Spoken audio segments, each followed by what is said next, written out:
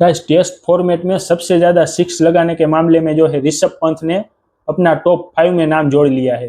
तो चलिए लिस्ट बताता हूँ मैं आपको। सबसे पहले नंबर पे है बेन स्टोक्स, जिसने 122 मैचेस में 138 सिक्स लगाई है। और उसके बाद आते हैं ब्रेंडन मैकुलम, जिसने 101 मैचेस में 107 सिक्सेस लगाई है। फिर उसके बाद तीसरे नंबर पे हमारे ऋषभ पंत, जिसने सिर्फ 51 मैचेस में 106 पूरी कर ली। फिर उसके बाद आते हैं एडम गिलक्रिस्ट, जिसने 96 मैचेस में 106 पूरे किए हैं। फिर उसके बाद है टिम साउथी, जिसने 156 मैचेस में 98 सिक्सेस लगाई है। तो यार ऋषभ पंत का जो ये 106 लगाया वो सबसे झड़पी लगाया है, जिसने सिर्फ 51 मैचेस में अपना 106 पूरा कर दिया है। तो यार ऋषभ पंत के लिए कमाल की बात है, और इंडिया के लिए भी ये एक बहुत अच्छी बात है कि हमारा प्लेयर जो है टेस्ट मैचेस में 106 लगाने वाला प्लेयर बन चुका है।